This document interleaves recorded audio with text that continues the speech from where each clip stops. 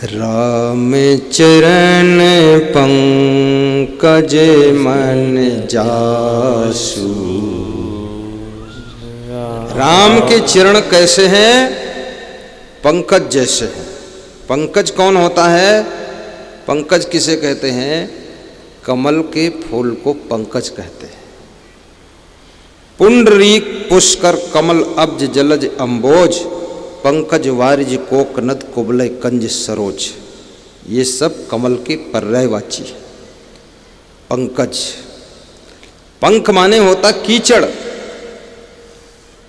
अज माने जो जन्म लिया कीचड़ में, तो कीचड़ में कमल ने जन्म लिया है, इसलिए उसका नाम पंकज है। जलज, जिसका जन्म जल में हुआ, जल से जन्म हुआ। ये हिंदी में पढ़ाया जाता है, हम लोग इसको पढ़ चुके हैं। यहाँ बहुत शिक्षक बैठे, उनको सब पता है। पंकज माने कमल। राम के चरण कैसे हैं? कमल जैसे। और भरत का मन कैसे है? वो भंवरा जैसे। जैसे भंवरा कमल में लुब्ध हो जाता है, ऐसे भरत का मन भंवरा राम के चरण कमल में लुब्ध है। इसलिए मैं भरत की प्रथम वंदना करता हूं, क्योंकि भरत के अंदर केवल राम के चरणों में प्रेम है, इसलिए भरत वंदनीय है। भक्ति करना। राम चरण पंकज मन जासु लुबुध मधुपैव तजई न तासु। प्रेम की कहानी है। आपके घर में प्रेम की जरूरत है, और प्रेम में वह ताकत होती है, प्रेम आपको त्याग सिखाता है। कितने पति लोग शराब पीते हैं, उनकी पत्नी बार बार कहती है शराब छोड़ दो, शराब छोड़ दो, तो वे जवाब क्या देते हैं कि मैं तुमको छोड़ सकता हूँ पर शराब नहीं छोड़ सकता। अब ये देखो तमाशा, ऐसा लगता है शराब के साथ में ही विवाह किया। शराब का इतना सम्मान और पत्नी का इतना अपमान। पत्नी कोई अच्छी चीज छोड़ने के लिए तो कह नहीं रही, शराब छुड़वा रही है। आप कहते हो हम तुमको छोड़ देंगे, शराब नहीं छोड़ पाएंगे। और फिर मजे की बात, किसी कारण बस जेल चले गए तो वहाँ शराब भी छोड़ दिया। जेल में 5 साल बिना शराब पी रह लेते हो, तो वहाँ क्यों छोड़ा? हॉस्पिटल में भर्ती हो गए, वहाँ शराब छोड़ दिया। रोज पीते थे, वहाँ 3 महीने से नहीं पिया, टांग टूटी पड़ी है, टांग ऊपर खींची हुई है, और बिना शराब। जब हॉस्पिटल में बिना शराब के तुम रह लेते हो, जेल में बिना शराब के रह लेते हो, तो कृपया अपने माँ बाप के प्रेम में, भाई बहन के प्रेम में, पत्नी के प्रेम में, बिना शराब के अपने घर में भी जिंदगी जी सकते हो। मत पीना शराब, नशा हो खराब, जन पीहू शराब। छत्तीसगढ़ी कहावत।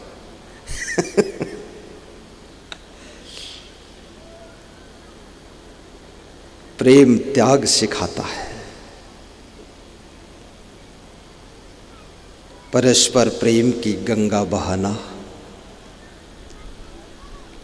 आपका जीवन सुखी होगा। कबीर कहते हैं 2.5 अक्षर प्रेम का पढ़े सो पंडित हो। और प्रेम एक ऐसी चीज है, कितना ही प्रेम करो कम नहीं होता है। जितना प्रेम करो उतना बढ़ता जाता है। और जिससे तुम प्रेम करते हो उसका भी मन खुश होता जाता है। आप किसी से प्रेम से बोल कर देखो, किसी के पास प्रेम से बैठ कर देखो, किसी को प्रेम की नज़रों से देखो, वो कितना खुश होता है। नज़र में भी प्रेम होता है। ये मनुष्य की दृष्टि विभिन्न प्रकार की होती है। वासना की दृष्टि, प्रेम की दृष्टि, भक्ति की दृष्टि, श्रद्धा की दृष्टि, गुस्सा की दृष्टि।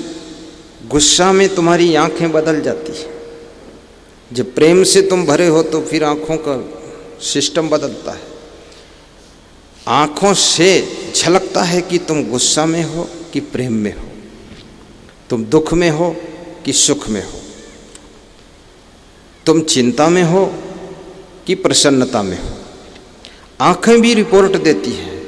इसलिए जो बहुत चालाक लोग होते हैं ना, आंखों के ऊपर काला चश्मा लगा लेते हैं ताकि कोई आंख देखकर जान ना पाए मैं किस स्थिति में हूँ।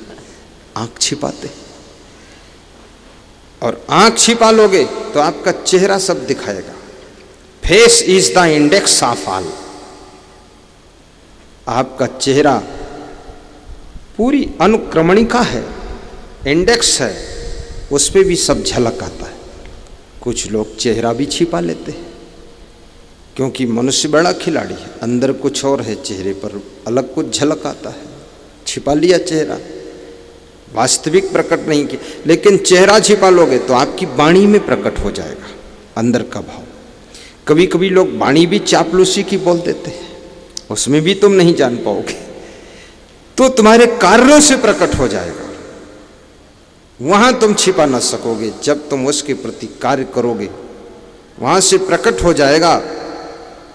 तुम उसके लिए नाश्ता भी लाओगे तो एक प्लेट कम ले आओगे। फिर अगर नाराज हो, नमकीन है, मीठा है, फल है, ड्राई फ्रूट है, तो उसके लिए ड्राई फ्रूट नहीं रखोगे, एक प्लेट कम कर दोगे। वहां से पता चल जाएगा कि मामला गड़बड़ है, कार्य में झलक जाएगा। या दोबारा उसको परोसने ही नहीं आओगे। अभी एक नर नारी ऐसे मिले मुझे मध्य प्रदेश में, तो उनका जो पति था वो मंच संचालक भी है और टीचर भी है, लेक्चरर भी है, और उनकी पत्नी तो गृह मंत्री है, घर संभालती है, लेकिन बड़ी चतुर है वो भी। तो उनकी पत्नी कह रही थी 4 महीने से बोले ही नहीं है लेक्चरर जी। भले मंच पर खूब लेक्चर देते हैं, स्कूल में लेक्चर देते हैं, घर में बिल्कुल चुप, बोलते नहीं हमसे।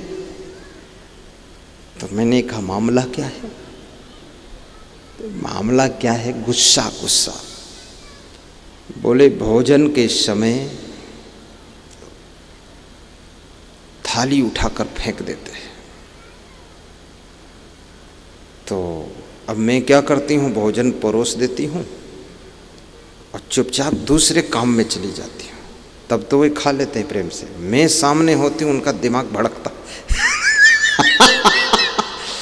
तो हमने कहा आप ये भी गौर करो, आपके अंदर कोई ऐसी आदत है, कोई ऐसी गलत बात है, कुछ न कुछ है जिससे उनका मन तुमसे व्यथित है।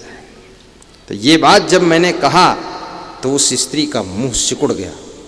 वो समझ गई कि गुरुदेव ने कहाँ जाकर सूक्ष्म इंजेक्शन लगा दिया। तो मैंने कहा माता जी आप अपना आत्मावलोकन कीजिए, कहीं न कहीं आपकी आदत, आपका स्वभाव, आपकी बोली, कुछ न कुछ ऐसा है जो आपके पति जी भड़कते हैं। मैंने कहा वो बहुत समझदार आदमी है, फिर क्या बात है?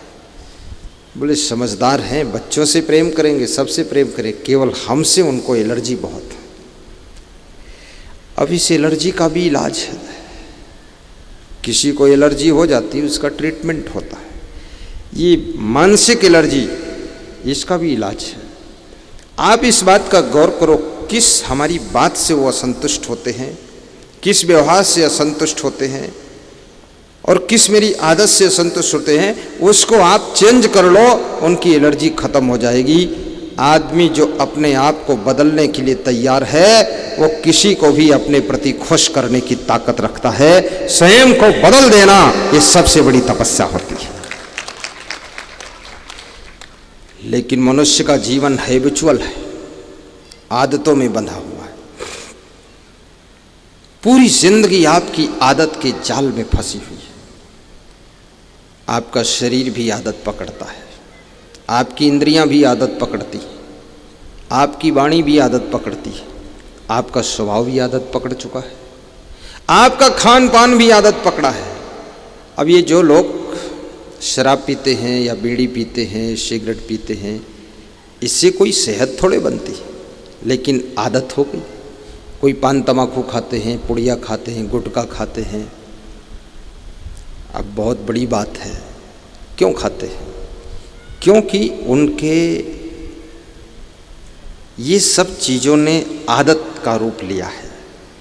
अब अगर वो नहीं खाते हैं तो अंदर से मांग होती है।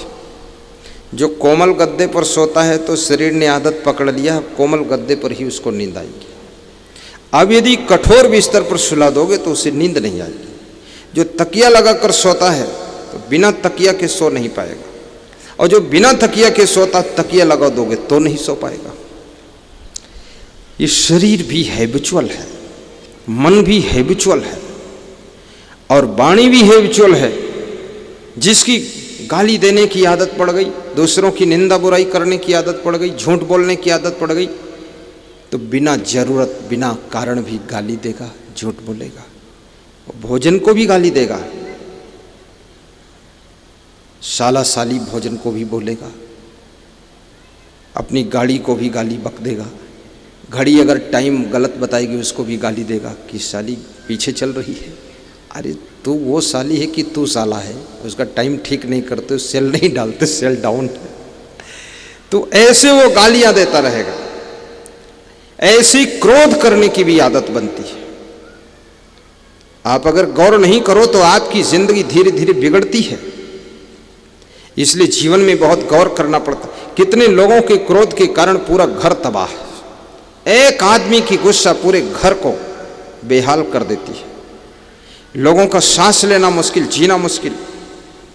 एक सज्जन के घर में मैं गया तो उनके बेटों ने कहा हम अपने पिताजी से बहुत हैरान। हमने कहा पिताजी क्या बीमार रहते हैं? बोले बीमार नहीं, हमको बीमार कर देते हैं। तो है क्या बात? बोले खूब गांजा पीते हैं और गुस्सा इतनी करते हैं, अब बाप है नहीं तो मारपीट हो जाती गुरुदेव। बहुत गुस्सा आती है और गांजा पीते हैं और सर्विस में हैं, इतने बेशर्म हैं, बैठकर गली गली में गांजा पी लेते हैं। याद रखना आपकी मान मर्यादा भी कुछ है। ऐसा वैसा खाना पीना अगर करते हो उसकी आदत को छोड़ो। ऐसी वैसी उल्टी पलटी बातों करने की आदतों को बदलो। प्रपंच करने की भी आदत छोड़ो।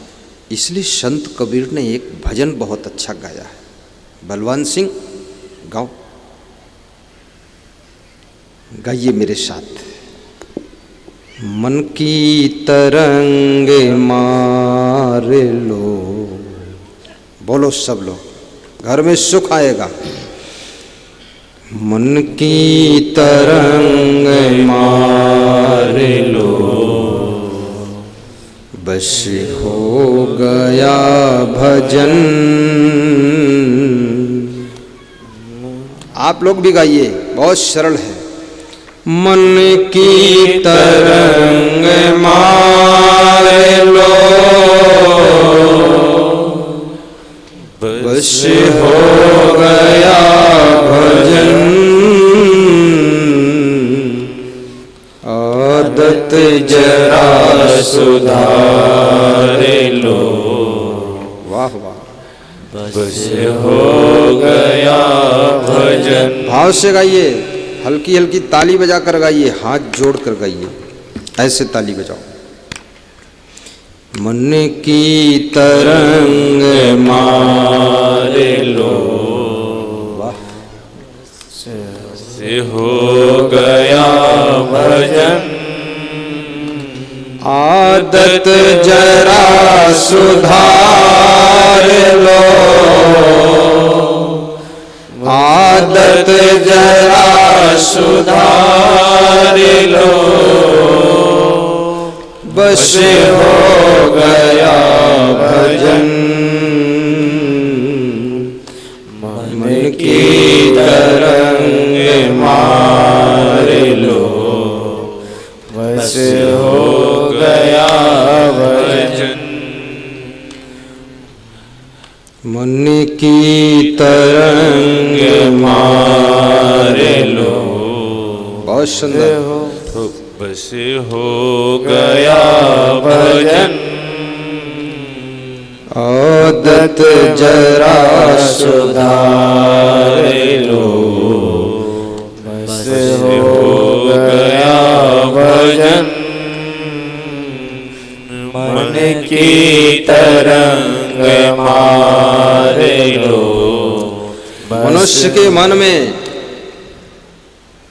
समुद्र जैसी तरंगे उठती हैं, समुद्र में जैसे लहरें। कभी मन में तरंग उठती है, शादी करूं, घर बसा लूं। थोड़े दिन के बाद मन में तरंग उठती है, सन्यास ले लूं, साधु बन जाऊं, झंझट खत्म हो जाए। अब ना तो शादी किया ना सन्यास लिया, केवल तरंग उठ रही है। फिर मन में तरंग उठी, अरे साधु बनने में भी बहुत नियम संयम है, न साधु बनूंगा न शादी करूंगा, बस ऐसे छुट्टा स्वतंत्र रहूंगा। ऐसी तरंग उठी। फिर मन में तरंग उठ गई कि अच्छी पढ़ाई करूंगा, नौकरी करूंगा, धन कमाऊंगा। धन कमाने की तरंग उठी। धन कमाया नहीं, न पढ़ाई किया, खाली तरंग है।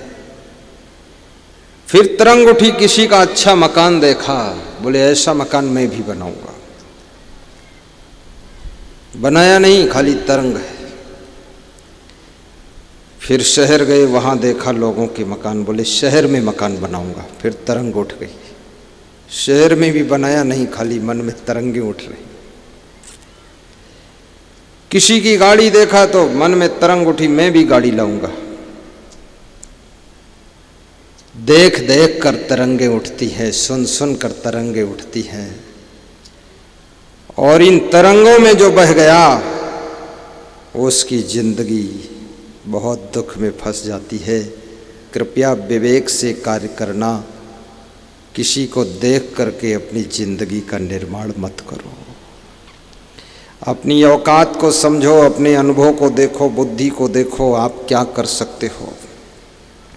अभी मेरे पास उत्तर प्रदेश से एक फ़ोन आया कि मैंने मीठा की दुकान खोला, 3 लाख का घाटा हो गया। तो हमने कहा क्यों खोला? बोले सामने एक आदमी ने खोला था, उसकी अच्छी दुकान चलती थी, इसलिए मैंने भी खोला।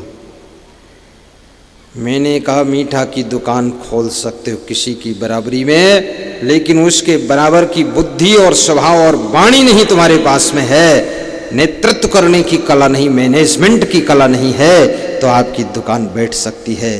बोले 3 लाख डूब गया, अब क्या करूं? तो मैंने कहा ऐसी दुकान बहुत कलाकार लोगों को खोलना चाहिए, मीठा की दुकान, फल की दुकान, सब्जी की दुकान, क्योंकि ये चीज़ें 2 दिन न बिके, तीसरे दिन फेंकना पड़ता, सड़ जाती, खराब हो जाती है। अगर थोड़ा कम बुद्धि हो तो रेडीमेड की दुकान खोलो, किराना की दुकान खोलो, अगर 6 महीने सामान न बिके तो भी खराब होने वाला नहीं है, ऐसी दुकान खोलना चाहिए।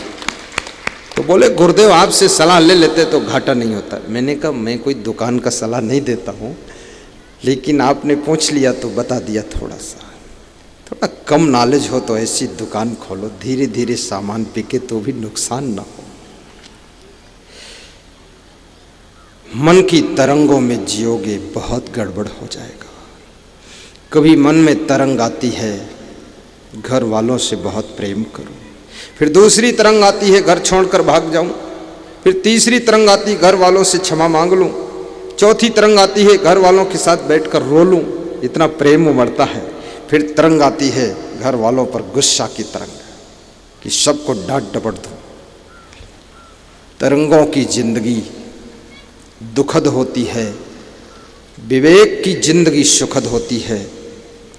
सत्संग के माध्यम से विवेक पैदा करो, कृपया तरंगों में न बहा करो। कभी फैशन की तरंग आती है, आदमी कितना फैशन करता है, टेलर भी हार खा गए कि हद हो गई, और टेलर खुश भी हो गए कि वाह आदमी बड़ा मूर्ख है, इधर उधर काट पीट के कपड़ा सिलते रहो, पैसे कमाते रहो। फैशन की तरंग, कभी कभी सादगी की तरंग आती है कि सादा जीवन जिएंगे, मध्यम जीवन जियो। कभी कभी मन में होता है भोजन खाना बंद कर देंगे, ऐसी तरंग आ गई। कभी कभी तरंग आती है, जितने प्रकार का भोजन होता सभी भोग लगाऊंगा, 56 प्रकार का भोग, वो तरंग आ गई। कभी मन में इच्छा होती है चटाई बिछाकर सो जाऊं, कभी मन में तरंग आती, वाह क्या डबल बेड होना चाहिए। ये तरंगों में मत बहो, जो जरूरत है वास्तव में उसके अनुसार अपनी जिंदगी का निर्माण करो। अपने घर में गम खाकर रहो,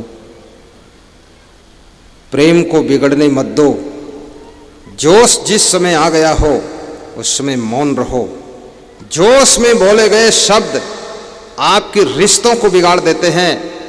जोश में उठाया गया कदम आपके संबंधों को तोड़ देते हैं, और जोश में कही हुई बात आपके प्रेमियों के दिल पर घाव कर जाती है, और जोश में निकले हुए शब्द अगले को घायल कर जाते हैं, और जोश में किया हुआ कार्य आपके भविष्य को बिगाड़ देता है। इसलिए कहते हैं जिस समय जोश मन में आ जाए उस समय मौन साध लेना चाहिए, शांत हो जाना चाहिए, हाथ मुंह धोकर पानी पीकर सो जाना चाहिए। क्योंकि जोश थोड़ी देर के लिए आता है पर आपके सारे विस्तार को तहस नहस कर जाता है। होश में जीने वालों को पछताना नहीं पड़ता है, और जोश में कदम उठाने वालों को पश्चाताप की ज्वाला में जलना पड़ता है। याद रखना, चाहे राजनीतिक फील्ड हो, चाहे बिजनेस की फील्ड हो, चाहे फैमिली लाइन हो, और चाहे कोई भी आपकी लाइन हो, जहां जोश आ गया आपका बहुत बड़ा नुकसान करके, जोश तो उतर जाएगा, जोश चला जाएगा, लेकिन जो नुकसान हो गया वो कैसे भरपाई होगा। छत्तीसगढ़ में एक सज्जन मिलने के लिए आए तो कह रहे थे कि जोश में जितने मित्र थे वो सब हमारे शत्रु बन चुके। मेरे बाप ने भी कह दिया कि तुम अलग रहो, भाई ने कह दिया तुम अलग रहो, मेरी वाइफ कह दी कि अलग ही ठीक रहेगा, अब मैं अकेला पड़ रहा हूं। जोश खरोश, ये गुस्सा बहुत नुकसान करती है। लक्ष्मण से सीखो, जब तक राम का आदेश नहीं होता था तब तक लक्ष्मण जोश में नहीं आते थे। लोग कहते लक्ष्मण थोड़ा गरम दिमाग के थे, मैं कहता हूँ गरम वरम कुछ नहीं थे। लक्ष्मण जैसी बटन दबाते थे राम जी वैसा दिमाग बनाते थे। 3 दिन राम समुद्र किनारे खड़े हैं, हाथ जोड़ करके विनय कर रहे हैं समुद्र से कि ठंडे हो जाओ, रास्ता दे दो। समुद्र नहीं माना तो राम ने लक्ष्मण को इशारा दिया कि लक्ष्मण भय बिन होय न प्रीति। लक्ष्मण भी वहीं खड़े हैं, लेकिन लक्ष्मण को गुस्सा नहीं आ रही, नाराज नहीं हो रहे हैं। वो देख रहे हैं भगवान का जब इशारा हो तभी अपना मैं जोश लाऊंगा, ऐसे नहीं। विनय न मानत जलद जड़ गए, 3 दिन बीत, बोले राम सकोप तब भय बिन होय न प्रीति। राम कहते हैं भय के बिना प्रेम नहीं हो सकता। अब लक्ष्मण कुछ करो। तुरंत लक्ष्मण ने धनुष पर बाण चढ़ाया। लक्ष्मण बाण सरासन आनु, और एक ही बार में धड़ाधड़ सैकड़ों बाण मार दिए। अग्नि बाण छोड़ दिया, समुद्र में आग लग गई। सोखों वारिधि विशिक्र सानु, समुद्र सूखने लगा। कनक थार भरि तज गन नाना, विप्र रूप आयो तजिमाना। समुद्र ब्राह्मण का रूप लेकर सोने की थाल में आरती सजा कर आ गया, क्षमा मांगने लगा और राम की पूजा करने लगा। लक्ष्मण राम के इशारे से जोश में आते थे। और याद रखना, कहाँ कितना जोश दिखाना है, कहाँ कितना होश में रहना है, इस बात का आपको तौल होना चाहिए। अगर बिना तौल के आप, जैसे महिलाएं सब्जी में नमक डालती ना, तो उनका एक आइडिया होता कितना डालना है। ऐसे थोड़े 4 किलो सब्जी में 1 किलो नमक डाल दे, पूरी सब्जी खराब हो जाएगी। कहाँ कितना मात्रा में जोश रखना है, कहाँ कितनी मात्रा में चुप रहना है, कहाँ मौन रहना है, कहाँ कितना बोलना है, और कहाँ गम खाना है, कहाँ डपटना है, ये सब आपके पास में विवेक होना चाहिए, तौल होना चाहिए, कला होना चाहिए कि कहाँ पर कितना क्या कैसे कब व्यवहार हम करें। तब आपको सफलता भी मिलेगी और शांति भी मिलेगी और आपके संबंध भी मधुर बने रहेंगे और आपकी उन्नति भी होती रहेगी।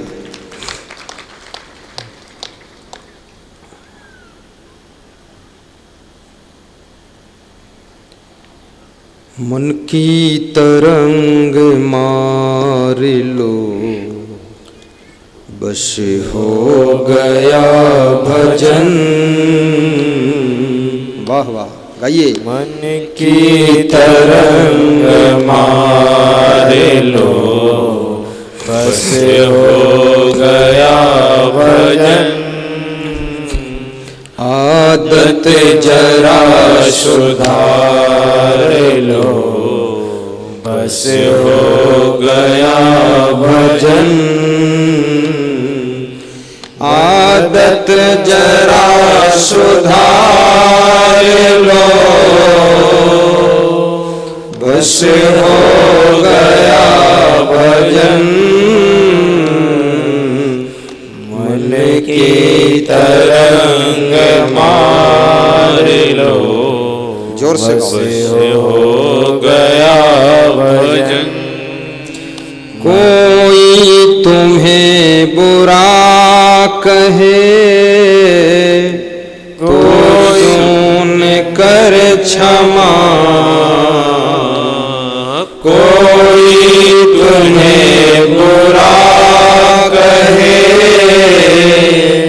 तो सुन कर क्षमा। वाणी कसर संभाल लो, बस हो गया भजन। वाणी कसर संभाल लो, बस हो गया भजन।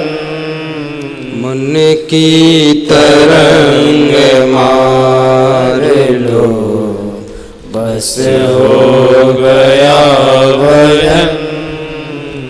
मन की तरंग मार लो, बस हो गया भजन। बोलिए सद्गुरु भगवान की जय। आज प्रेम का ही प्रसंग हमने लिया था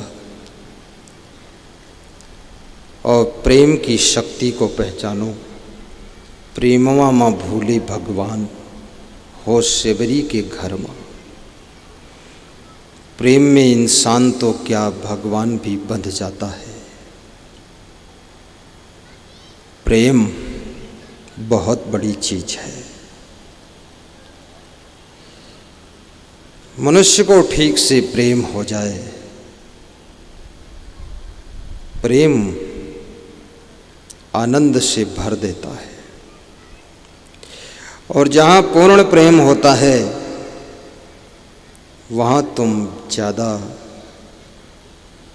सामान को महत्व नहीं देते हो, सुविधा को भी महत्व नहीं देते हो। सिया राम।